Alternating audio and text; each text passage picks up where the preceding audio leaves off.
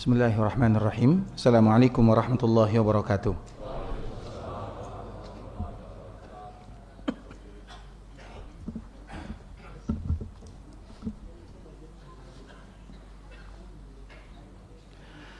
Innal hamdalillah nahmaduhu wa nasta'inuhu wa nastaghfiruh wa na'udzu billahi min shururi anfusina wa min sayyiati a'malina.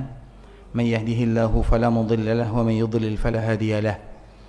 أشهد أن لا إله إلا الله وحده لا شريك له وأشهد أن محمدا عبده ورسوله لا نبي بعد أما بعد يا أيها الذين آمنوا اتقوا الله حق تقاته ولا تموتن إلا وأنتم مسلمون يا أيها الناس اتقوا ربكم الذي خلقكم من نفس واحدة وخلق منها زوجها وبث منهما رجالا كثيرا ونساء واتقوا الله الذي تساءلون به والأرحام إن الله كان عليكم رقيبا يا أيها الذين آمنوا اتقوا الله وقولوا قولا سديدا يصلح لكم أعمالكم ويغفر لكم ذنوبكم ومن يطع الله ورسوله فقد فاز فوزا عظيما أما بعد فإن أصدق الحديث كتاب الله وخير الهدي هدي محمد صلى الله عليه وسلم وشر الأمور محدثاتها فإن كل محدثة بدعة وكل بدعة ضلالة. Ikhwatal Islam, saudara kaum muslimin, kaum muslimat, ikhwani, akhawati, rahimani wa rahimakumullah. Alhamdulillah, kita selalu dan senantiasa bersyukur, memuja dan memuji Rabbul Izzati wal Jalalah.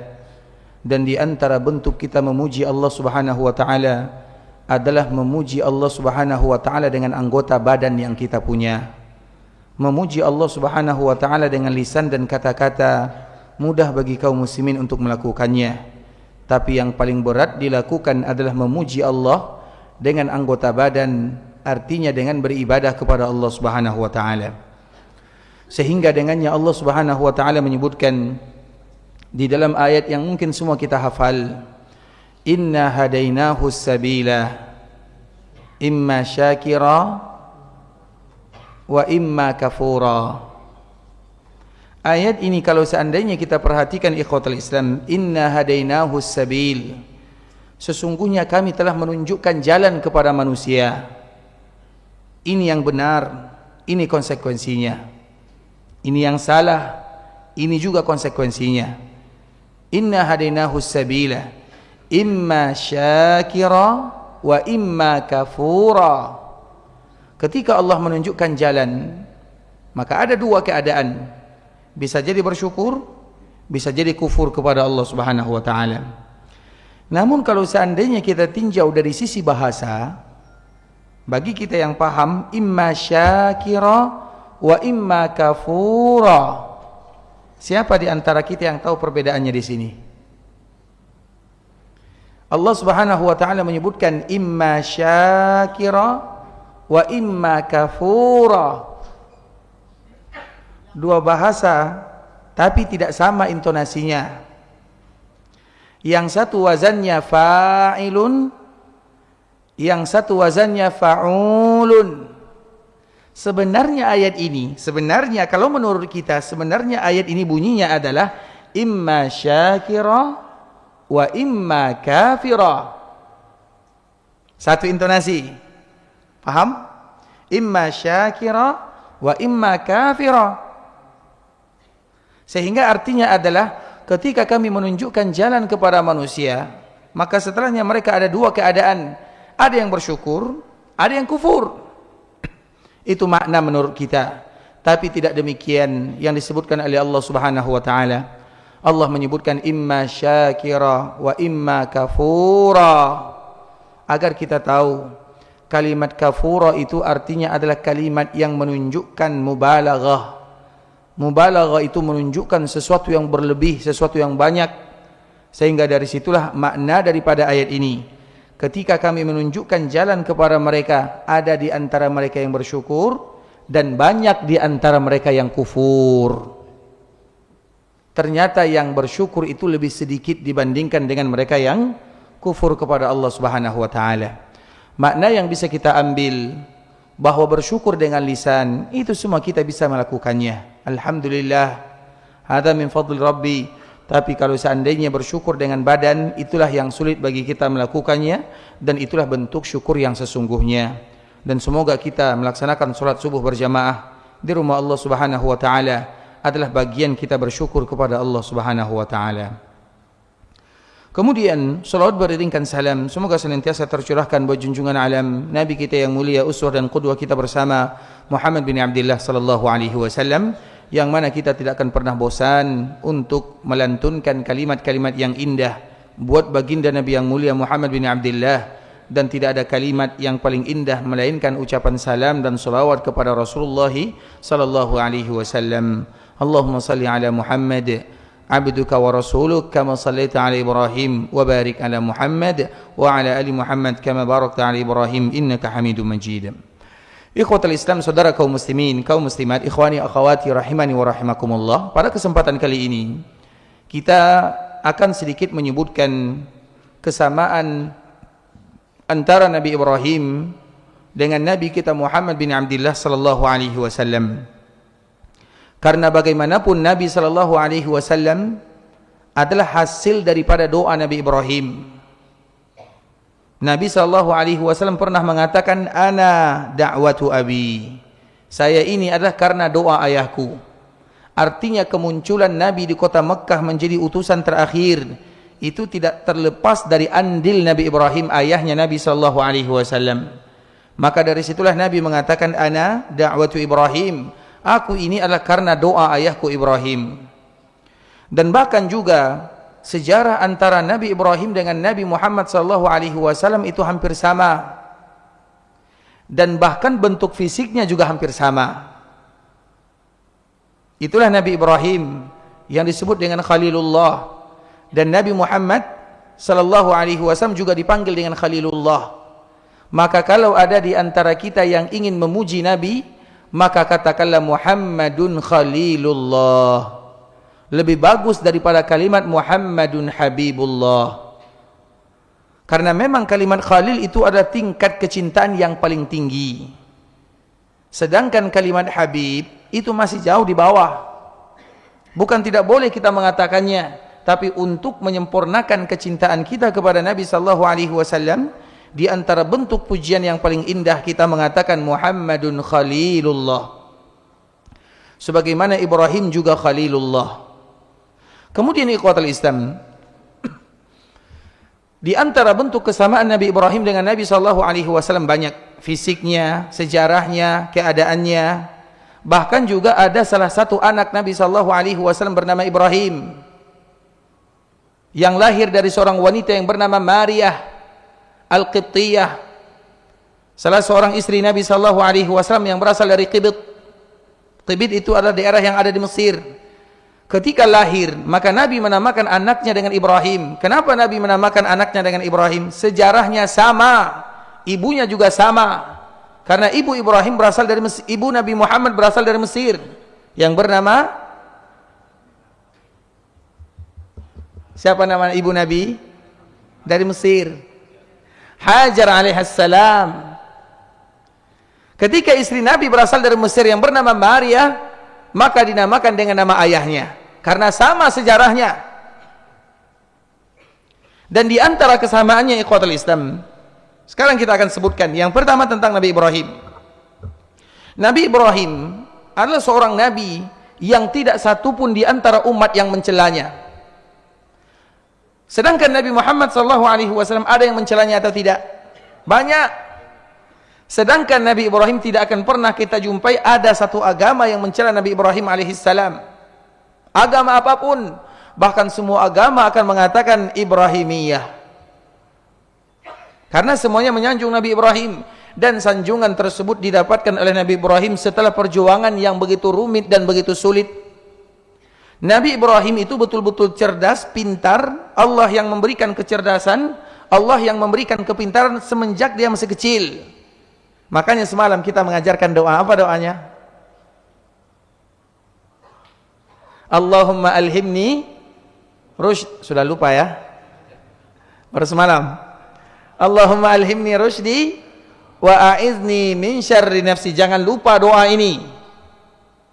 Allahumma alhimni rushdi wa a'izni min syarri nafsi.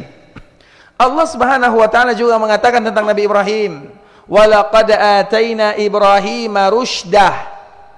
Kami memberikan kepada Ibrahim itu kepintaran. Nabi Ibrahim itu pintar beribadah kepada Allah dan pintar juga memberikan argumen. Karena memang Allah menyebutkan wa laqad ataina Ibrahima rusydah. Nabi Ibrahim itu dikala dia masih kecil, kerjaan ayahnya adalah membuat berhala-berhala, patung. Dikala ayahnya membuat berhala, maka tentu anak-anaknya yang menjual berhala. Dan salah satu yang diperintahkan menjual berhala adalah Nabi Ibrahim alaihissalam. Nabi Ibrahim dikala dihadapkan dengan pilihan yang berat. Kalau dia menjual berhala, dia berbuat maksiat kepada Allah Subhanahu wa taala. Kalau dia tidak mau menjualnya, maka dia durhaka kepada orang tuanya. Kalau seandainya kita berada di posisi Nabi Ibrahim, apa yang kita lakukan? Ayah kita misalnya jual sesuatu yang bertentangan dengan keyakinan. Kalau kita lakukan, kita berdosa kepada Allah. Kalau kita tinggalkan, kita durhaka kepada orang tua. Mau yang mana? Mau durhaka kepada Allah, mau berdosa kepada Allah, atau durhaka kepada orang tua? Kalau saya tidak mau yang satu pun. Itulah yang dilakukan oleh Nabi Ibrahim. Nabi Ibrahim tidak mungkin melakukan dosa maksiat, menjual berhala, berat hukumannya, berhala yang disembah selain Allah Azza wa Jalla. Dalam satu sisi, dia juga tidak mau durhaka kepada orang tuanya. Berhalanya diambil, dibawa. Kemudian dia pun mengatakan, man yashtari man la yadhurru wa la yanfa'. Siapa di antara kalian yang mau beli berhala yang tidak ada manfaatnya? Kira-kira laku atau tidak? Tidak laku-laku. Dia tidak berdosa dan juga tidak durhaka. Dia tetap melakukan kewajiban sebagai seorang anak. Agar kita tahu bagaimanapun orang tua kita, kita tetap sebagai seorang anak yang wajib berbakti. Bahkan kalau seandainya beda agama, beda keyakinan, wajib berbakti kepada mereka karena haknya. Tapi di saat itu juga kita wajib beribadah kepada Allah Subhanahu wa taala. Contoh Nabi Ibrahim, man yashtari man la yadhurru wa la yanfa'. Siapa di antara kalian yang mau beli sesuatu yang tidak ada manfaat dan mudaratnya? Tidak ada orang yang beli. Sehingga pada akhirnya ayahnya tidak lagi memerintahkan dia untuk menjual berhala karena tidak laku-laku. Tapi ikhwatal Islam, kemudian Nabi Ibrahim disebutkan oleh Allah Subhanahu wa taala, wa laqad ataina Ibrahima rusydah wa kunna bihi alimin. Idz qala li abihi wa qaumihi ma hadhihi at-tamathil. Kemudian dikala dia masih kecil, maka dia mulai bertanya-tanya, tamathil, berhala, patung yang kalian sembah ini, kenapa kalian menyembah selain Allah Subhanahu wa taala? Tapi kaumnya tidak bisa menjawab. Maka di saat itulah ikhwatul Islam terjadilah apa yang terjadi. Ketika Nabi Ibrahim alaihissalam diajak oleh kaumnya untuk beribadah kepada selain Allah Subhanahu wa taala, melakukan ritual acara yang di sana melakukan hal-hal yang bisa mendatangkan kemurkaan Allah Subhanahu wa taala, maka Nabi Ibrahim tidak mau melakukannya, tidak mau ikut. Kemudian setelahnya maka dia melakukan sesuatu yang diabadikan oleh Allah Subhanahu wa taala dalam Al-Qur'an. Dia pun ikhwatul Islam datang kepada berhala-berhala yang disembah oleh kaumnya. Banyak sekali berhala yang disembah oleh kaumnya. Maka dia hancurkan satu persatu. Faja'alahum juzaza illa kabiran lahum, kecuali yang paling besar. La'allahum ilaihi yarji'un, la'allahum yarji'un. Semoga nanti mereka kembali beribadah kepada Allah Azza wa Jalla. Makanya para nabi, para rasul itu mereka semuanya adalah orang-orang yang cerdas, cerdas beribadah kepada Allah, cerdas memberikan argumen kepada orang-orang yang tidak beribadah kepada Allah Subhanahu wa taala. Faja'alahum juzazan illa kabiran lahum. Nabi Ibrahim menghancurkan semuanya. Ketika kaumnya pulang, maka tentunya mereka bertanya-tanya, siapa? Qalu man fa'ala hadza bi alihatina? Siapa yang telah memperlakukan ini terhadap tuhan-tuhan kita? Qalu sami'na fata. Coba lihat bahasa Allah Subhanahu wa taala. Kami mendengarkan ada salah seorang fata. Fata itu pemuda, masih kecil, remaja. Sami'na fatan yazkuruhum yuqal. Yuqal itu artinya dikatakan. Orang tidak tahu siapa itu Ibrahim karena masih kecil. Jadi orang menganggap Ibrahim itu biasa-biasa saja. Tapi dia melakukan pekerjaan yang luar biasa. Sehingga kaumnya bertanya-tanya, siapa dia? Maka di saat itulah nama Nabi Ibrahim baru dikenal oleh kaumnya. Yuqalu lahu Ibrahim. Dikatakan namanya adalah Ibrahim. Qalu fa'tu bihi ala ayunin nas. Datangkan dia dan datangkan semua manusia untuk mempermalukan dirinya. Qalu fa'tu bihi ala ayunin nas la'allahum yashhadun. Kemudian setelah Nabi Ibrahim disidang di depan semua masyarakatnya dan dia masih remaja, itu merupakan sesuatu yang berat dilakukan oleh Nabi Ibrahim alaihissalam. Dikala Nabi Ibrahim berada di tengah-tengah kaumnya, maka dia ditanya, qalu a anta fa'alta hadza bi alihatina ya Ibrahim? Wahai Ibrahim, apakah kamu yang melakukan ini terhadap Tuhan-Tuhan kami? Apa jawaban Nabi Ibrahim? Qala bal fa'alahu kabiruhum hadza. Yang melakukan adalah yang paling besar di antara berhala, yang paling besar yang melakukannya. Nabi Ibrahim jujur atau tidak jujur? Berani kita mengatakan Nabi Ibrahim tidak jujur? Jadi Nabi Ibrahim jujur atau tidak? Jujur itu namanya. Nabi Ibrahim ditanya, apakah kamu yang melakukannya? Apa jawabannya? Qala bal fa'alahu kabiruhum hadza. Yang melakukan adalah yang paling besar. Jujur atau tidak? Tidak, tapi mengajar berpikir. Jujur atau tidak? Enggak jelas jawabannya kan? Jujur atau tidak? Itulah yang disebut dengan tauriyah. Tauriyah itu misalnya di pagi hari ada orang yang bertanya, Pak, Bapak sudah makan atau belum? Maka kita jawab, saya sudah makan. Tapi maksud daripada jawaban kita adalah makan malam. Pertanyaannya di pagi hari.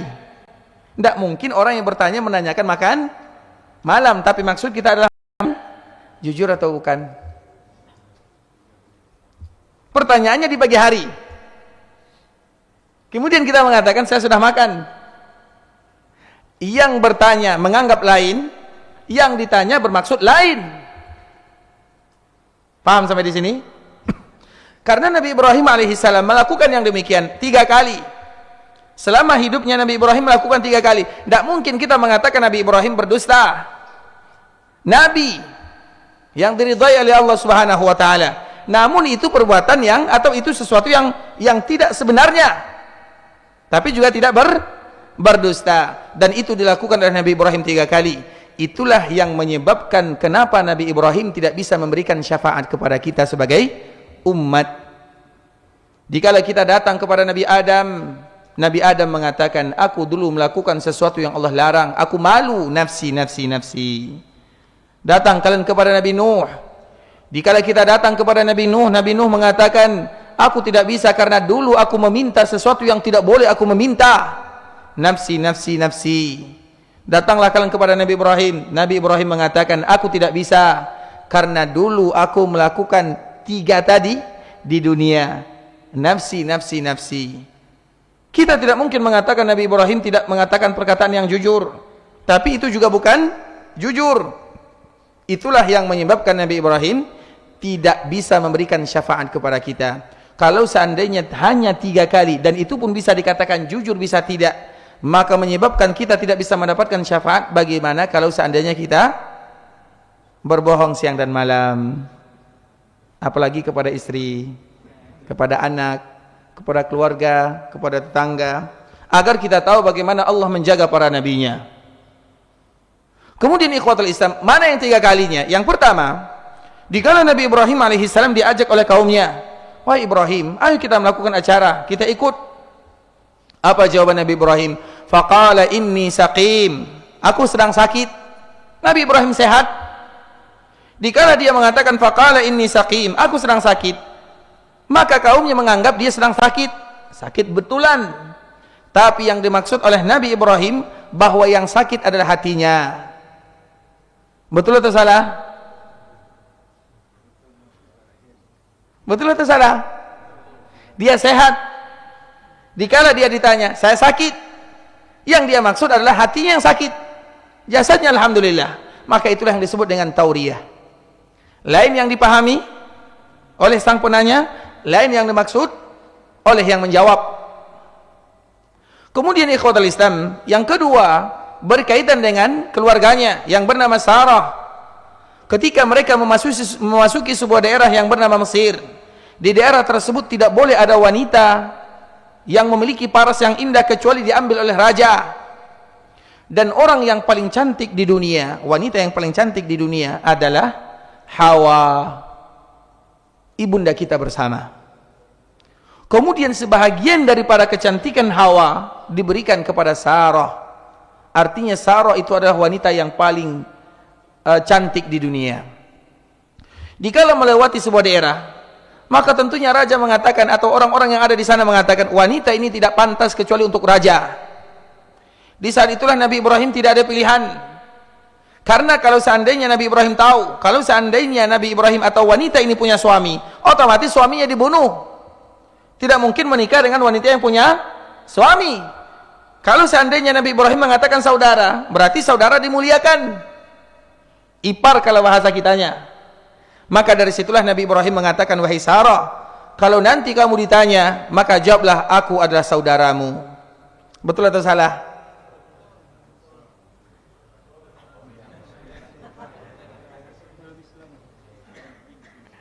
Orang yang mengatakan betul itu biasanya berbohong sama istrinya, ya. Itulah disebut dengan tauriyah. Dikatakan betul, tidak betul. Dikatakan tidak betul, betul. Kemudian ikhwatul Islam, itu yang kedua. Pada akhirnya dikala dikatakan dia adalah saudaranya, maka Nabi Ibrahim dimuliakan. Karena kalau tidak, resikonya Nabi Ibrahim akan dibunuh.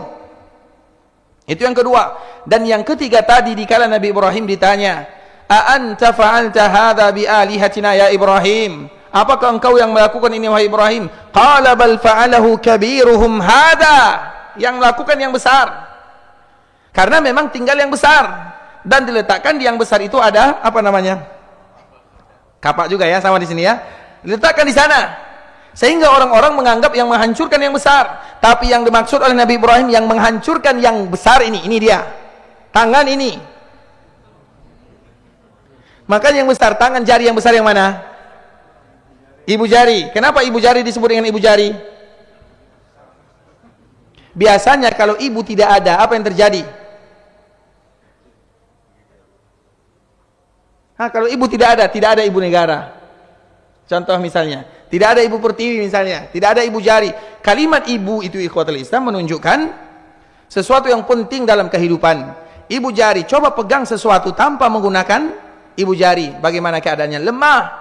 Karena yang memberikan kekuatan itu adalah ibu jari. Dikala Nabi Ibrahim menghancurkan, coba kita ingin memukul sesuatu tanpa ada ibu jari, sulit bagi kita untuk melakukannya, lemah tangan kita. Itulah yang dimaksud oleh Nabi Ibrahim. Qala bal fa'alahu kabiruhum hadza. Yang melakukan ini, yang besar ini. Kaumnya menganggap yang besar itu. Nabi Ibrahim mengatakan yang besar ini. Artinya ini yang menghancurkan. Betul atau salah? Tauriyah. Jelas? Qala bal fa'alahu kabiruhum hadza. Kemudian apa sambungannya? Fas'alu, tanya dia. Jangan tanya saya. Sehingga kaumnya bingung. Mau ditanya, karena mereka maksud adalah patungnya. Nabi Ibrahim menganggap tangannya. Qala bal fa'alahu kabiruhum hadza. Fas'alu, tanya dia. Kalau seandainya dia bisa berbicara, mau tanya patungnya atau mau ditanya tangannya, sama-sama tidak bisa berbicara. Faraja'u ila anfusihim. Kemudian mereka pun mulai berpikir, bagaimana kita bertanya kepada sesuatu yang tidak bisa berbicara, tidak bisa bergerak, tidak bisa ngapa-ngapain? Maka mereka pun mengatakan kepada Ibrahim, wahai Ibrahim, bagaimana kami mungkin bisa bertanya kepada sesuatu yang tidak bisa berucap, tidak bisa menjawab, tidak bisa melakukan apapun? Dikala Nabi Ibrahim mendengarkan kalimat ini muncul dari kaumnya, maka disitulah Nabi Ibrahim masuk. Qala afata'buduna min dunillahi ma la yanfa'ukum wa la yadurrukum uffil lakum. Kalau dia tidak bisa berbicara, Kalau tidak bisa melakukan apa-apa, kenapa kalian sembah dia? Celaka kalian. Uffil lakum walima ta'buduna min dunillah. Celaka kalian. Kalian tahu tidak bisa melakukan apapun, tapi kalian tetap sembah dia. Bingung semuanya. Maka di saat itulah mereka tidak punya hujjah. Pada akhirnya qalu harriqu wansuru alihatakum. Bakar Nabi Ibrahim dan tolong Tuhan-Tuhan kalian. Maka pada akhirnya mereka membakar Nabi Ibrahim alaihissalam atau menghukum Nabi Ibrahim. Kemudian di saat itulah Nabi Ibrahim tidak punya teman, sendirian. Perjuangannya berat, bukan perjuangan yang mudah. Nabi Ibrahim alaihissalam diilhamkan kepadanya mengucapkan sebuah kalimat, hasbunallahu wa ni'mal wakil. Hasbunallahu wa ni'mal wakil. Kalimat yang tidak boleh dilupakan oleh kaum muslimin. Kejadian ini ikhwatul Islam juga sama berlaku kepada Nabi sallallahu alaihi wasallam setelah terjadi perang Uhud. Nabi sallallahu alaihi wasallam dalam keadaan lemah. Ada yang mengabarkan Nabi pingsan di sana. Giginya patah. Masuk besi di dalam pipinya. Sahabatnya banyak terbunuh. Banyak juga di antara mereka yang terluka-luka. Kemudian pada akhirnya datanglah Abu Sufyan yang pada waktu itu belum lagi berada dalam agama. Dikala kaum muslimin, kita tidak mengatakan kalah ya, tapi dikala kaum muslimin berada di Bukit Uhud, karena Nabi memerintahkan mereka untuk naik supaya nanti tidak bisa dikejar. Dikala kaum muslimin mereka menaiki Bukit Uhud, maka Abu Sufyan berkata, apakah afikum Muhammad? Apakah ada yang namanya Muhammad? Maka Nabi mengatakan kepada para sahabatnya, jangan jawab, diam. Kemudian Abu Sufyan kembali bertanya, afikum Abu Bakar? Abu Bakar apakah ada? Maka Nabi juga mengatakan, jangan dijawab. Kemudian ditanya lagi, afikum Umar? Apakah Umar masih ada? Nabi juga mengatakan, jangan jawab. Dikala tidak ada jawaban, maka di saat itulah Abu Sufyan mengatakan, u'lu Hubal. Hubal maha tinggi. Para sahabat diam. Apa kata Nabi? Jawab. Kalau ini harus kalian jawab. Maka mereka bertanya, apa yang harus kami katakan ya Rasulullah? Katakanlah, qulu Allahu a'la wa akbar. Yang maha besar itu adalah Allah, yang maha tinggi itu adalah Allah Subhanahu wa taala. Kemudian pada akhirnya, dikala Abu Sufyan mendengarkan jawaban ini, berarti Nabi masih ada, Abu Bakar masih ada, Umar masih ada. Maka dia pun pada akhirnya meninggalkan Mekah, ingin meninggalkan Uhud. Kemudian Nabi sallallahu alaihi wasallam mengumpulkan pasukannya yang sudah meninggal, siap-siap untuk dikuburkan. Yang terluka, siap-siap untuk diobati. Dan mereka dalam keadaan down, dalam keadaan, kalau bahasa kitanya dalam keadaan lemah. Belum lagi kelemahan tersebut awal atau asal muasalnya adalah karena orang-orang munafikun. Kemudian ikhwatul Islam, Abu Sufyan dikala meninggalkan mereka di perjalanan, Abu Sufyan ini dikatakan kepadanya, kenapa kita tidak menghabiskan mereka sekaligus selesai? Kenapa kita harus menyisakan mereka? Dan mereka pun dalam keadaan lemah. Maka Abu Sufyan ingin kembali. Dikala kembalinya Abu Sufyan, maka berita ini sampai kepada Nabi sallallahu alaihi wasallam. Dikala berita ini sampai kepada Rasulullah sallallahu alaihi wasallam, apa yang terjadi ikhwatul Islam? Nabi tentunya dalam keadaan lemah dan Nabi mengatakan, ayo kita siap-siap. Walau dalam keadaan lemah, walau dalam keadaan terluka, dan tidak boleh di antara satu pun di antara kalian yang ikut kecuali yang ikut dalam perang Uhud. Yang tidak ikut dalam perang Uhud jangan gabung. Karena di waktu itu muncul yang namanya kemunafikan. Nantinya dikhawatirkan kalau seandainya ada kaum muslimin yang kembali bergabung, yang bergabung itu adalah orang-orang munafikun, akan membuat kaum muslimin semakin lemah. Maka Nabi mengatakan, walau keadaan kita seperti ini, walau keadaan kita dalam keadaan lemah, walau banyak di antara kita yang syahid, walau banyak di antara kita yang terluka, tapi apa boleh buat, mereka datang dan kita harus menghadapinya. Dalam keadaan lemah apapun kita harus datang menghadapinya. Kemudian Allah Subhanahu wa taala menceritakan, alladzina qala lahumun nasu innan nasa qad jama'u lakum fakhshawhum. Dikala Abu Sufyan mengumpulkan pasukan, maka dikabarkan kepada Nabi, pasukan besar akan datang dan kaum muslimin dalam keadaan lemah. Apa yang terjadi kepada kaum muslimin? Apakah mereka mundur? Tidak. Mereka semakin kuat.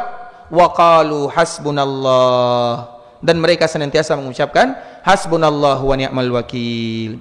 Dan itulah pelajaran yang harus kita ambil pada pagi ini, ikhwatul Islam, bahwa kita ini adalah makhluk yang lemah. Kita tidak boleh bersandar kepada diri sendiri. Dan di antara salah satu kalimat yang tidak boleh kita lewatkan dalam satu hari adalah kalimat hasbunallah wa ni'mal wakil. Apa arti hasbunallah? Cukup Allah yang menolong kita. Kita ini makhluk yang lemah, berbuat ini tidak bisa, melakukan ini tidak sanggup. Tapi kalau seandainya kita senantiasa mengatakan hasbunallah wa ni'mal wakil, maka itu adalah bentuk di antara pertolongan Allah Subhanahu wa taala kepada hambanya. Ditambah lagi dengan kalimat la haula wala quwwata illa billah.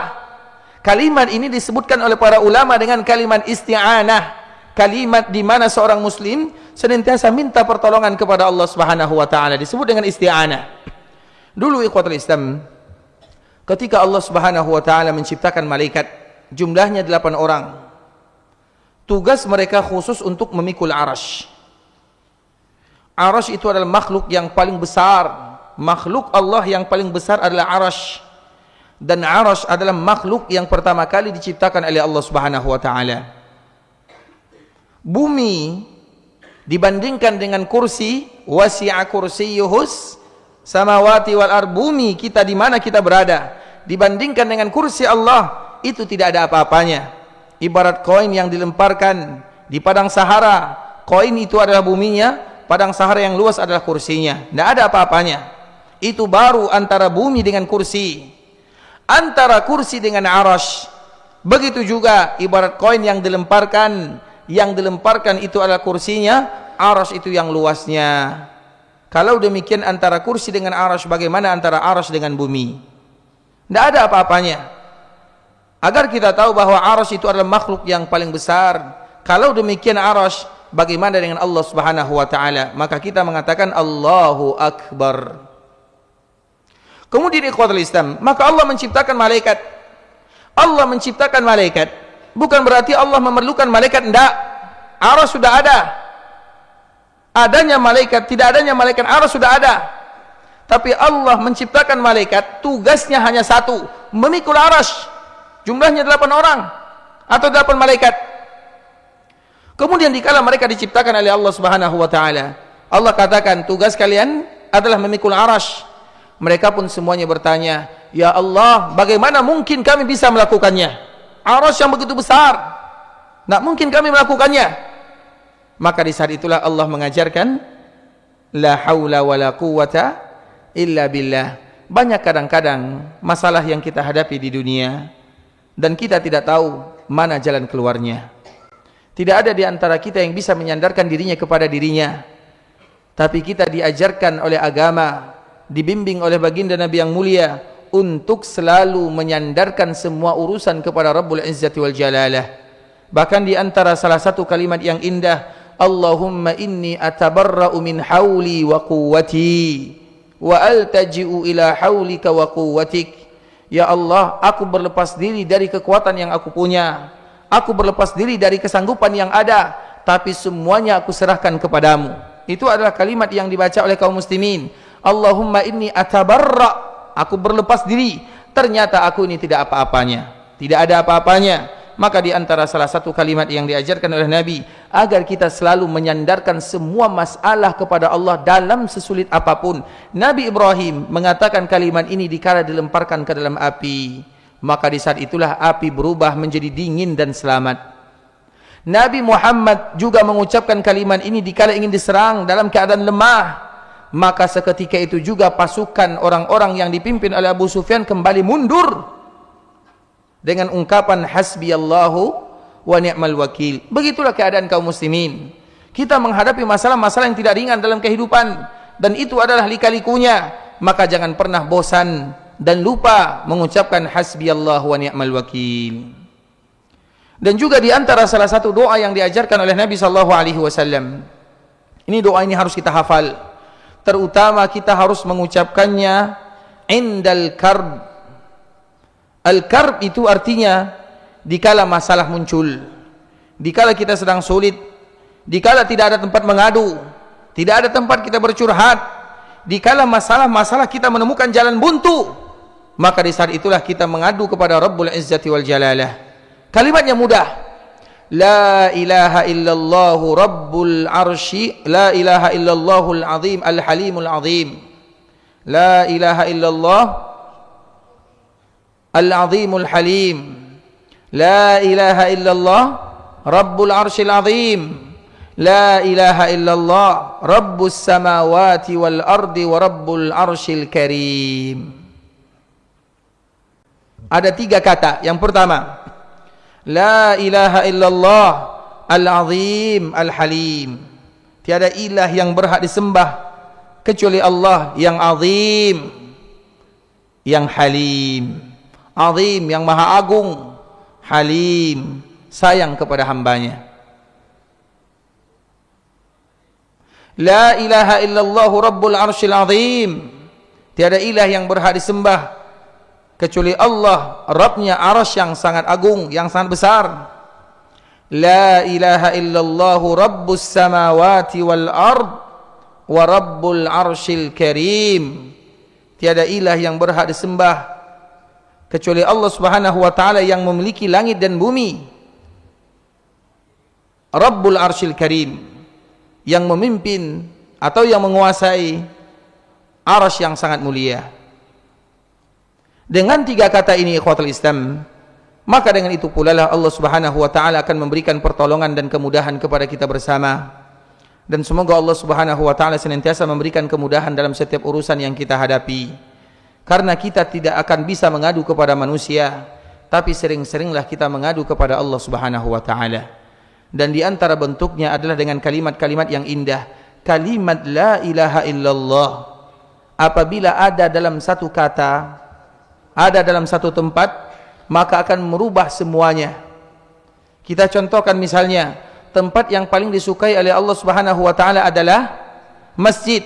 Tempat yang paling dibenci oleh Allah Subhanahu wa taala adalah pasar. Kita lebih banyak di pasar atau di masjid? Dan kita lebih sering di pasar atau di masjid? Kita tidak mungkin mengelakkan yang demikian. Kita tahu masjid adalah tempat yang paling indah. Kita tahu pasar adalah tempat yang paling dibenci oleh Allah Subhanahu wa taala. Walau demikian, kita tidak pernah terlepas dari pasar. Bahkan waktu kita lebih banyak di sana. Apalagi yang punya toko dan ruko. Di pasar selalu hidupnya. Jadi bagaimana supaya pasar tersebut menjadi tempat yang mulia?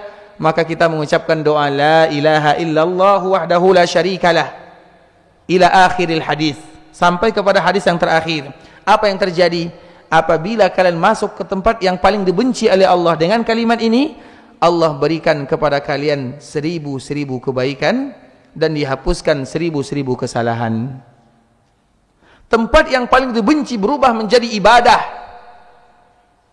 Bagaimana kalau seandainya di tempat yang lain? Dan salah satunya ada kalimat ini, 3 kali kalimat la ilaha illallah. Kalimat la ilaha illallah tidaklah masuk dalam suatu kalimat kecuali akan menjadi mulia. Contoh misalnya di dalam doa iftitah. Doa iftitah itu banyak kali versinya. Kurang lebih ada 12. Mana yang paling bagus? Yang paling bagus adalah kalimat yang ada lafaz la ilaha illallah di dalamnya. Setiap kalimat yang ada la ilaha illallah, maka itu adalah kalimat yang paling mulia. Kalimat ini 3 kali diulang. La ilaha illallah al-azimul halim. La ilaha illallah Rabbul Arsyil azim. La ilaha illallah Rabbus samawati wal ard wa Rabbul Arsyil karim. Sudah hafal? Itulah tujuan kita berada di pagi hari ini, ikhwatul Islam. Paling tidak kita menghafal doa-doa yang kita perlukan dalam setiap kehidupan. Karena kita tidak akan pernah terlepas dari penjagaan, pengawasan Allah Subhanahu wa taala. Bagaimanapun keadaan kita, semua kita akan menghadapi masa-masa yang tidak mudah. Karena itu merupakan di antara konsekuensi dunia. Siapapun yang beriman kepada Allah, maka mereka akan menghadapi masa-masa yang sulit. Bukan karena Allah tidak sayang kepadanya, tapi semakin Allah menyayangi dirinya. Di antara salah satu bentuk Allah menyayangi dirinya, maka Allah mengajarkan melalui lisan Nabi sallallahu alaihi wasallam, indal karb, di masa-masa sulit, hasbiyallahu wa ni'mal wakil. Kemudian la ilaha illallah al-azimul halim.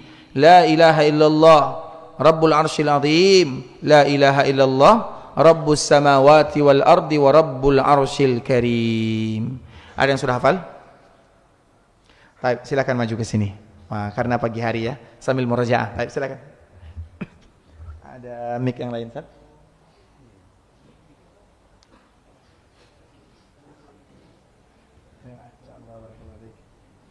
Sambil berdiri boleh ya, sambil murajaah.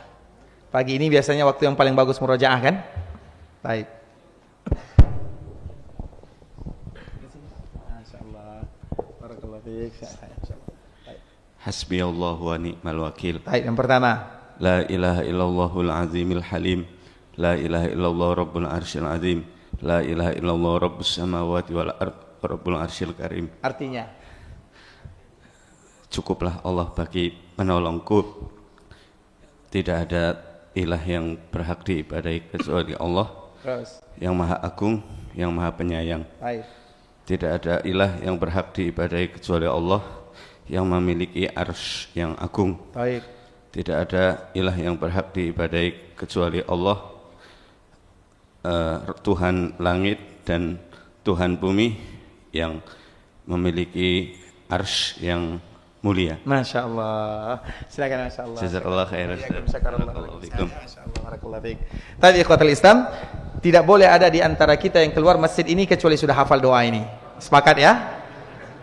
Itulah gunanya kita duduk belajar. Yang kita bawa adalah kalimat-kalimat di mana kita harus menyandarkan diri kepada Allah Subhanahu wa taala. Panitia siap-siap kunci pintu ya. Baik. Kita ulang dulu. La ilaha illallahul azimul halim. Sudah hafal? La ilaha illallahul azimul halim. La ilaha illallahul azimul halim. Baik, kalimat pertama sudah hafal semuanya. Yang kedua, la ilaha illallahu rabbul arsyil azim.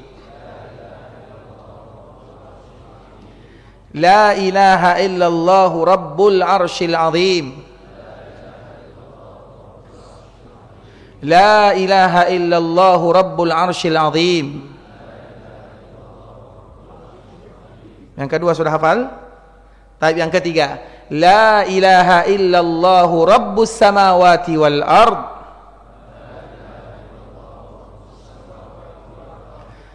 La ilaha illallahu rabbus samawati wal ard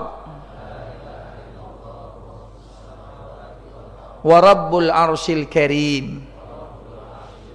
La ilaha illallahu rabbus samawati wal ardi wa rabbul arsyil karim.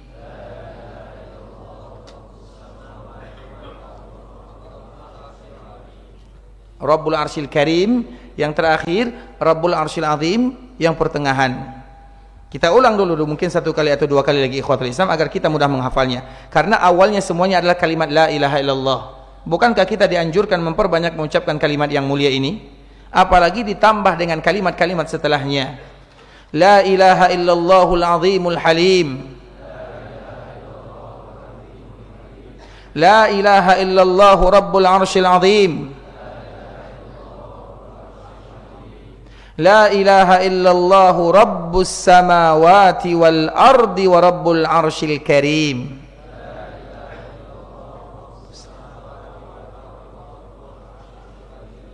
Sudah hafal? Kalau tadi yang angkat tangan, sekarang kami yang tunjuk. Siap? Taib, yang mengatakan siap silakan. Silakan maju ke sini. Masyaallah, barakallahu fiik.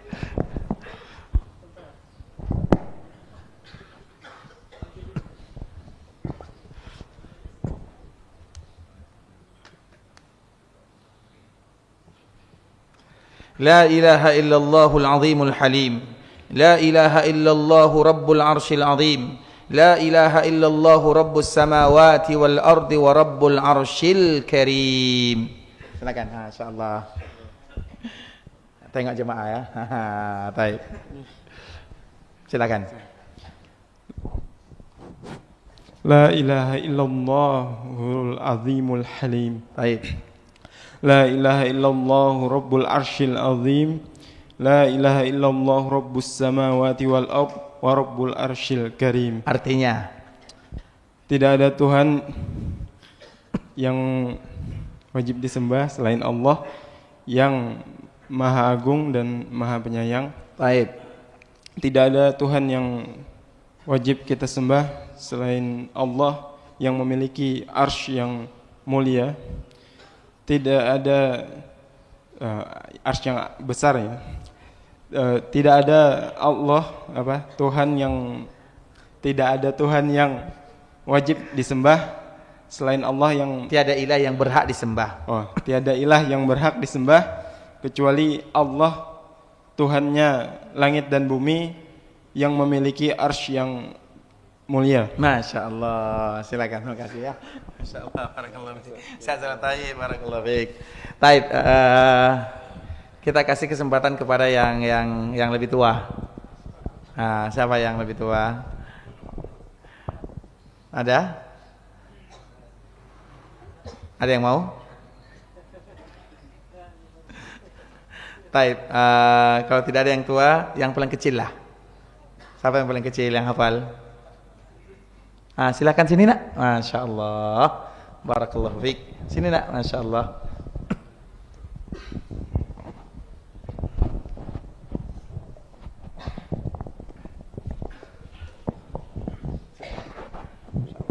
Silakan. La ilaha illahul azizul halim.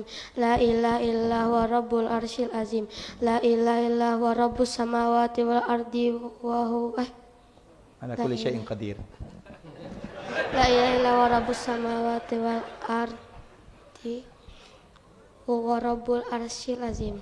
Masya Allah, jadi anak soleh ini ayah, barakah dunia akhirat. Masya Allah, Masya Allah, sehat nak ya.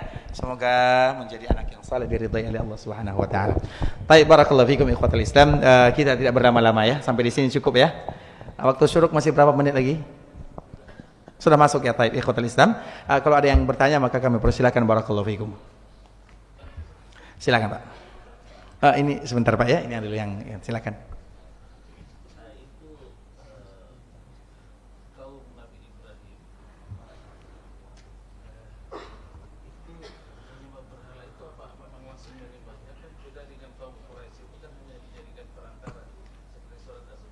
Ya. Terus yang kedua, tauria itu apa hanya digunakan pada saat bahaya atau bisa dalam keadaan biasa-biasa? Baik, yang pertama, apakah kaum Nabi Ibrahim menyembah berhala sebagaimana orang-orang Quraisy menyembah berhala? Di dunia ini, ikhwatul Islam, tidak ada orang yang menyembah berhala kecuali sekedar wasilah, semuanya. Siapapun yang kita tanya, bahkan sampai sekarang kalau ada di antara yang menyembah apapun selain Allah Subhanahu wa taala, apa jawabannya? Itu adalah jelmaan Allah. Kan itu bahasanya. Jelmaan Allah, tajalli kalau bahasa-bahasa istilah kerennya. Tidak ada di antara orang, karena orang itu, karena masalahnya bukan di dalam masalah menyembah berhala. Ada sebahagian orang yang tidak bisa beribadah kepada Allah kecuali kalau mereka menyaksikan Allah itu sendiri. Dan Allah tidak mungkin disaksikan. Sulit ikhwatul Islam, dan itu adalah masalah akidah. Masalah akidah itu berat ya. Ustaz Syadam tidak ada ya? Alhamdulillah. Baik, sekarang kami akan terangkan. Karena Ustaz Syadam ahli akidah ya. Baik. Dulu ada namanya Abu Hanifah. Abu Hanifah itu ikhwatul Islam pernah ditanya kepadanya tentang masalah-masalah akidah. Masalah akidah itu rata-rata berkaitan dengan ghaibiyat. Ghaibiyat itu perkara-perkara yang gaib. Makanya perkara iman yang pertama, alladzina yu'minuna bil ghaib. Ghaib itu adalah perkara yang pertama. Nah, dikala dia tentang masalah ditanya tentang ilahiyat, beriman kepada Allah, ghaib, kepada malaikat ghaib, kepada rasul ghaib bagi kita, kitab, yaumil akhir, qadar dan qadar, perkara ghaib. Nah, biasanya Abu Hanifah rahimahullahu taala, salah seorang ulama, namanya adalah Nu'man bin Thabit. Dia pernah ditanya tentang masalah akidah. Bagaimana tentang masalah Allah Subhanahu wa taala? Sesuatu dia tidak yakin kecuali sesuatu yang ada yang dilihat. Kalau dilihat maka baru dia yakin. Maka di saat itulah Imam Abu Hanifah adalah orang yang diberikan kecerdasan oleh Allah Subhanahu wa taala. Dan begitu semua para ulama, apalagi ulama-ulama mazhab. Mereka itu adalah orang-orang yang jenius, orang-orang yang pintar, diberikan kelebihan oleh Allah. Imam Abu Hanifah, Imam Malik, Imam Syafi'i, Imam Ahmad rahimahumullahu ta'ala jami'a. Kemudian kebetulan orang yang bertanya, sebagaimana cerita malam tadi, kadang-kadang tidak semua pertanyaan itu ada jawaban. Orang ini bertanya, ikhwatul Islam, apalagi di zaman Abu Hanifah, di zaman di mana muncul banyak ad-dahriyun. Ad-dahriyun itu orang yang tidak mengakui kecuali yang dia lihat-lihat saja. Bagaimana kita akan beribadah kepada Allah kalau kita tidak tahu? Maka di saat itulah muncul, oh, Allah itu menjelma di sini. Ada yang menjelma di kayu, ada yang menjelma di pohon, ada yang menjelma di patung, ada yang menjelma di tempat yang lain. Bukankah semalam kita mengatakan tentang hadis Husain, kam ilahan ta'bud? Berapa ilah yang kamu sembah? 6 di bumi, 1 di... Mereka tahu. Begitu juga semuanya, karena itu adalah fitrah. Fitrah itu tidak akan bisa dihilangkan dimanapun dan kapanpun. Kemudian ikhwatul Islam, Abu Hanifah, kita kembalikan kepada Abu Hanifah. Kebetulan orang yang tadi bertanya, dia punya tempat minum yang terbuat dari tanah liat. Apa namanya? Kendi. Abu Hanifah mengambilnya, memukulkan di kepalanya, sebagaimana Umar bin Khattab. Kemudian apa yang terjadi ikhwatul Islam? Maka orang yang tadi dipukul, dia mengatakan, wahai imam, aku bertanya, tapi kamu memukul kepalaku, sakit. Apa kata Imam Abu Hanifah? Mana sakitnya? Mana sakitnya? Aku tidak lihat. Dia mengatakan sakit. Abu Hanifah bertanya, mana? Agar dia tahu bahwa yang disembah itu, bahwa yang ada di dunia, yang kita tidak tahu lebih banyak daripada yang kita tahu. Di dunia ini lebih banyak yang kita tidak tahu daripada yang kita tahu, dan lebih banyak yang kita tidak lihat daripada yang kita lihat. Itu dunia. Tidak semuanya kita tahu. Makhluk selain Allah sangat banyak. Jangan kita menganggap hanya kita makhluk Allah, tidak. Tapi kita tidak punya Rabb kecuali Allah Subhanahu wa taala. Maka itulah asal muasalnya, sehingga tidak ada orang yang menyembah berhala, tidak. Pasti ada tajalli di dalamnya. Istilah tajalli itu Tuhan menjelma. Kalau bahasa-bahasanya mungkin roh yang ada di langit, ataupun bahasa-bahasa yang lainnya. Begitu juga dengan zaman Nabi Ibrahim alaihissalam. Tapi pertanyaan ini untuk lebih jelasnya bisa kita tanyakan kepada mereka, ya. Karena bagaimanapun setiap orang itu berbeda antara satu dengan yang lainnya. Itu pertanyaan yang pertama. Yang kedua apa pertanyaan tadi, Pak? Tauriah itu apakah boleh dilakukan, selalu dilakukan dalam keadaan terpaksa atau biasa-biasa? Ingat ikhwatul Islam, tidak boleh kita berbohong kecuali dalam 3 keadaan. Yang pertama, berbohong untuk mendamaikan orang yang tidak akur. Ada fulan, misalnya ada tetangga kita, yang satu ada tetangga, mereka tidak berkata-kata atau mereka ada masalah. Kita datang kepada tetangga ini dan mengatakan, oh, tetangga kita yang sebelah sayang kepadamu. Dia selalu menyebutkan nama-namamu, banyak jasamu kepadanya. Atau jasa yang disebutkan dari dirimu. Padahal tidak ada. Kemudian kita datang lagi kepada tetangga sebelah. Tetangga itu Masya Allah, dia selalu menyebut namamu, begini-begini. Sehingga pada akhirnya dikala mereka bertemu, aman masalahnya. Itu berbohong atau tidak? Berbohong. Tapi berbohong untuk mendamaikan. Itu yang dianjurkan. Jangan dikompori. Sudah tahu ada masalah, ditambah dipanas-panasin. Oh iya, kemarin dia seperti ini, kemarin dia seperti ini. Namimah dan ghibah namanya. Kemudian yang kedua, dikala terjadi peperangan, maka disebut dengan al-harbu khida'. Peperangan itu adalah penipuan. Ali bin Abi Thalib, dikala terjadi perang Khandaq, Khandaq itu adalah parit yang besar. Tidak ada yang bisa melewati, orang-orang Quraisy tidak sanggup melewatinya kecuali sedikit. Dan di antara salah satu yang melewatinya tidak lain tidak bukan keluarga Ali itu sendiri. Kemudian dia mengatakan setelah dia berhasil melewatinya, dia sendirian. Hal min mubaris, siapa di antara kalian yang sanggup melawan diriku? Tidak ada yang sanggup. Satu-satunya yang sanggup adalah Ali bin Abi Thalib. Kemudian dikala Ali datang, Ali pun mengatakan, aku bertanding dengan 1 orang, bukan dengan 2 orang. Orang ini menganggap ada orang yang datang belakangan yang membantu dirinya, maka dia menoleh. Dikala menoleh, kesempatan mati. Al-harbu khida'. Karena peperangan itu adalah penipuan, makar, tidak menjadi masalah. Dan yang ketiga, ini yang paling sering terjadi, berbohong kepada bukan hanya istri, juga berbohong kepada, itu banyak terjadi demi kemaslahatan. Karena biasanya masalah yang paling banyak itu adalah masalah suami dengan istri, karena kita satu rumah 24 jam kita bersama, masalah pasti muncul. Makanya kadang-kadang tidak jujur adalah solusi. Kadang-kadang ya, bukan kita sebagai suami saja, begitu juga sebagai seorang istri. Kadang-kadang tidak jujur adalah solusi demi kemaslahatan. Makanya di sini, apakah sering atau dalam keadaan darurat, dalam keadaan-keadaan seperti ini yang diizinkan. Makanya sebagaimana hadis yang dikeluarkan oleh Imam At-Tirmidzi rahimahullahu taala. Jelas Pak ya? Baik, kalau ibu-ibu, kalau ada pertanyaan kami persilahkan ya. Kalau ibu-ibu langsung saja. Baik, ikhwatul Islam, sambil menunggu pertanyaan,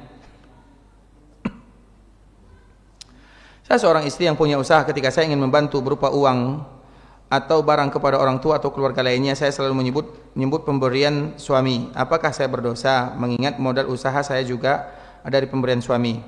Saya selalu menyebut pemberian suami. Apa maksud menyebut pemberian suami? Mengungkit-ungkit ya? Ini dari suami. Taib. Coba dibacakan.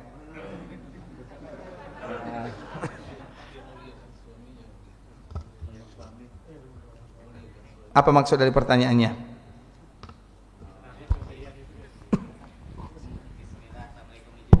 Assalamualaikum warahmatullahi wabarakatuh. Baik, silakan Bu. Izin bertanya Ustadz, bagaimana membayar kafarat orang yang sering berbohong atau bersumpah palsu karena sudah lupa berapa kali sering bersumpah palsu dengan menyebut nama Allah. Jazakallahu khairan. Baik, barakallahu fikum. Bersumpah palsu, la yu'akhidukumullahu billagwi fi aimanikum. Sumpah itu banyak ya. Ada sumpah ghamus, ada sumpah kalau menyebut nama Allah. Biasanya ada tradisi selalu menyebut nama Allah. Biasanya orang-orang Arab biasa mengatakan yang demikian. La wallah, la wallah. Apakah kamu pergi ke sekolah hari ini? La wallah, tidak demi Allah. Padahal tidak ada gunanya kalimat demi Allah masuk di dalam lafaznya, tapi selalu disebutkan. Nah, kata-kata seperti ini diampunkan dan dimaafkan oleh Allah Subhanahu wa taala. Tapi dia tidak berbohong. Sedangkan kalau dia berbohong, maka disebut dengan ghamus.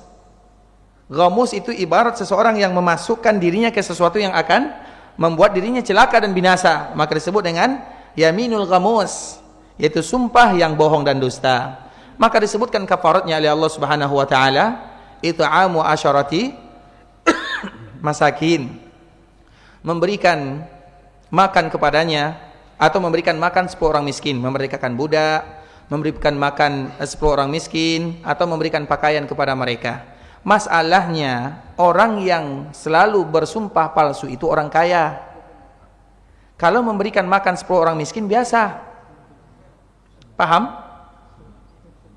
Contoh, ada orang, apabila kita membatalkan ibadah puasa Ramadan di siang hari dengan sengaja, apa dendanya? Puasa 2 bulan berturut-turut. Pertama, memerdekakan budak.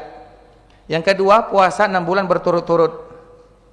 2 bulan berturut-turut 60 hari. Yang ketiga, memberikan fakir miskin 60 orang jumlahnya. Jawabannya tergantung kepada orangnya. Memerdekakan budak bagi orang yang berduit susah atau sulit? Mudah. Berarti mudah baginya untuk membatalkan puasa di bulan Ramadan. Apalagi pengantin baru. Kemudian ikhwatal Islam, yang sulit baginya adalah berpuasa 2 bulan. Maka pada waktu itu hukuman yang pantas untuknya adalah berpuasa 2 bulan. Bukan memerdekakan budak. Karena kalau memerdekakan budak mudah baginya. Apalagi memberikan 60 orang fakir miskin lebih mudah lagi. Begitu juga orang yang terbiasa bersumpah palsu. Apa hukuman yang pantas untuknya? Memberikan makan 10 orang miskin susah atau sulit? Mudah. Memberikan pakaian mudah. Yang pantas untuknya memerdekakan budak. Bisa atau tidak? Paham maksud pertanyaannya? Makanya kadang-kadang para ulama memberikan fatwa sesuai dengan pertanyaannya. Karena setiap kafarat itu berbeda antara satu dengan yang lainnya. Walau seandainya salah satu di antaranya dipilih, tidak menjadi masalah. Tapi sebenarnya adalah dilihat daripada keadaannya. Karena kalau seandainya berikan makan banyak di antara orang yang bersumpah palsu di mana-mana, kemudian setelahnya dia mengundang 10 fakir miskin, ayo makan di rumah, makan di warung, selesai. Sehingga nanti mudah bagi dia untuk bersumpah palsu dan yang semisalnya. Maka kalau seandainya demikian keadaannya, yang harus dia lakukan adalah memerdekakan budak. Di mana dia akan mencari? Agar kita tahu, kafarat itu tujuannya bukan untuk bermain-main, tapi agar kita jera dan tidak lagi melakukannya. Allah tidak pernah memberatkan umatnya. Tapi kalau seandainya kita sudah bermudah-mudah, maka disitulah kita melihat keadaan yang melakukan perkara yang melanggar agama. Itu merupakan di antara jawaban yang bisa kami sebutkan. Taib, silakan. Yang tadi mana? Tapi yang ibu-ibu kalau ingin bertanya langsung silakan ya.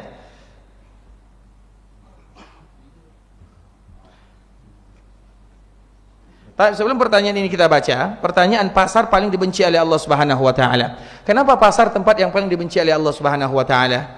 Karena syaitan paling banyak di sana. Di situ tempat kebohongan yang paling banyak, kecurangan yang paling banyak, penipuan yang paling banyak di pasar, muamalah banyak di sana. Maka Nabi SAW menyebutkan at-tujaru fujar illa man barra wattaqa wa tasaddaqa aw sadaqa. Sesungguhnya para pedagang itu jahat-jahat semuanya, kecuali bagi mereka yang melakukan kebaikan, kecuali bagi mereka yang bertakwa, kecuali bagi mereka yang bersedekah, kecuali bagi mereka yang jujur. Siapapun di antara kita yang statusnya sebagai seorang pedagang harus ingat 3 kata ini: al-birru wat-taqwa was-sadaqah.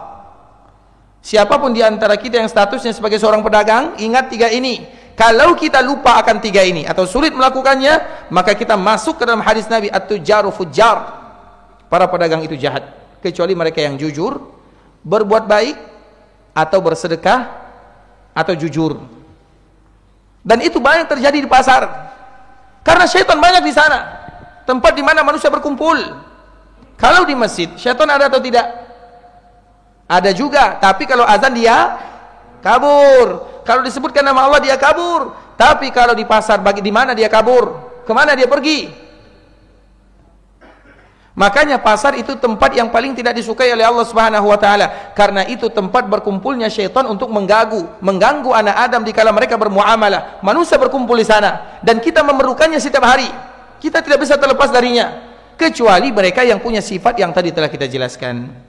Makanya untuk menghilangkan sifat ini harus dibaca la ilaha illallah. Karena orang yang pergi ke pasar, dikala mereka mengucapkan la ilaha illallah wahdahu la syarikalah, lahul mulku wa lahul hamdu yuhyi wa yumit wa huwa hayyun la yamut wa huwa ala kulli syai'in qadir, maka dia akan ingat untuk apa dia ke pasar, untuk keperluan saja. Setelah dia selesai dia meninggalkannya.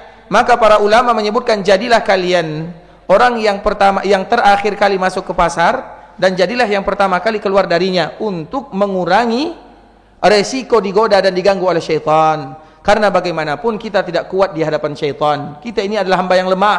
Syaitan itu sudah ahli di dalam menggoda. Kita tidak melihatnya, mereka melihat kita, dan dia tahu dari mana kelemahan kita. Kita ini lemah, syaitan tahu. Maka oleh karena itu adalah di antara makna pasar adalah tempat yang dibenci oleh Allah Subhanahu wa taala. Baik, sudah paham pertanyaannya? Bismillah, assalamualaikum. Izin bertanya Ustaz, seorang istri yang punya usaha ketika saya ingin membantu berupa uang atau barang kepada orang tua dan keluarga lainnya, selalu menyebut ini dari suami. Apakah saya berdosa mengingat modal usaha saya juga dari beliau? Artinya seorang istri dikala dia berusaha, dia selalu mengatakan ini modal suami. Ini dari uang suami. Seperti itu pertanyaannya. Artinya istri senantiasa menyebutkan kebaikan yang dilakukan oleh suaminya. Boleh atau tidak? Berdosa atau tidak? Itu pertanyaannya ya. Berarti ini pertanyaan dari laki-laki atau perempuan? Perempuan berarti ya. Taib, barakallahu fikum ikhwatul Islam. Di antara sifat manusia adalah suka dipuji. Dan memuji itu tidak boleh kecuali dalam keluarga. Memuji itu boleh kalau di belakangnya. Kalau memuji di depannya, maka itu bisa bahaya. Karena banyak di antara kita yang gagal karena pujian, banyak di antara kita yang berhasil karena celaan. Kita dipuji, kita gagal. Tapi kita dicela, kita berhasil. Kenapa demikian? Karena pujian itu disebutkan oleh para ulama al-madhu az-zabhu. Pujian itu adalah sembelihan. Orang yang memuji kita berarti seolah-olah menyembelih, kecuali di belakang. Sedangkan antara suami dan istri, maka tidak menjadi masalah. Kenapa demikian? Untuk melanggengkan, karena biasanya suami dikala dia makan, dia diam saja. Ada lagi suami yang lain, dikala dia makan, Masya Allah, masakannya enak sekali, walaupun asin. Contoh misalnya, istrinya bahagia atau tidak? Bahagia. Dikala suaminya membantu istrinya melakukan pekerjaan yang berat, Masya Allah, jazakillahi khairan, jazakumullahu khairan. Kira-kira apa yang terjadi kepada suami dan istri seperti ini keadaannya? Bahagia atau tidak? Kepada orang lain, kalau kita melakukan kebaikan atau orang lain melakukan kebaikan kepada kita, kita selalu mengucapkan terima kasih, jazakumullahu khairan. Dan yang paling banyak melakukan kebaikan kepada kita adalah pasangan. Suami paling banyak membantu istri, dan istri paling banyak membantu suami. Tapi mana ucapan terima kasih, wahai istriku, wahai suamiku, jazakumullahu khairan, jazakillahi khairan, jazakallahu khairan. Maka ini adalah bentuk pujian. Misalnya seorang istri diberikan modal, Masya Allah, wahai suamiku, jazakallahu khairan, ini modal dari dirimu. Sebagaimana kita juga suka demikian, untuk menjadikan keluarga kita keluarga yang senantiasa bersyukur kepada Allah Subhanahu wa taala, dan termasuk di dalam kategori wa amma bi ni'mati rabbika fahaddits. Adapun nikmat Allah, maka ceritakanlah. Dan cerita yang paling bagus adalah kepada orang-orang yang kita cintai dan orang-orang yang mencintai kita. Siapa kira-kira? Kita ada nikmat dan kita harus ceritakan. Tapi kepada siapa? Kepada orang yang kita cintai dan kita mencintainya. Siapa mereka? Pasangan, suami istri, orang tua, anak-anak, keluarga dekat. Intinya orang itu adalah orang yang kita cintai dan mereka juga mencintai kita. Karena apabila nikmat kita bicarakan dan kita ceritakan kepada orang yang benci kepada kita, apa yang kita dapatkan? Hasad, apa lagi? Laknat. Dapat mobil baru. Kalau kita ceritakan kepada orang tua, kepada suami dan istri, apa doanya? Semoga Allah memberikan keberkahan terhadap rezekimu, nak. Tapi kalau kepada orang yang tidak suka kepada kita, matilah kau di sana. Makanya wa amma bi ni'mati rabbika fahaddits. Nikmat Allah ceritakan kepada siapa? Kepada orang-orang yang kita cintai dan kepada orang-orang yang mencintai kita. Baik itu dari kalangan keluarga, teman dekat, tetangga, tapi ada keedah ini. Sehingga kita menceritakan nikmat Allah, apalagi kepada pasangan suami dan istri paling dekat. Suami cinta kepada istrinya, istri cinta kepada suaminya. Sebutkan nikmatnya. Terima kasih wahai istriku, ini masakan kamu Masya Allah enak sekali. Lebih enak dari masakan Padang misalnya. Contoh ya, itu akan membuat istri akan masak setiap hari. Begitu juga suami dipuji oleh istrinya, maka dia akan semangat memberikan modal, membantu dengan pikiran, dengan tenaga, semuanya akan dibantu. Dan begitulah kehidupan, terutama kehidupan rumah tangga, dan semoga Allah menjadikan keluarga kita keluarga yang diridhai oleh Allah Subhanahu wa taala. Tapi ikhwatul Islam, sampai di sini pembahasan yang bisa kami sampaikan. Semoga memberikan manfaat. Insyaallah nanti kita sambung jam berapa? 8.30 ya.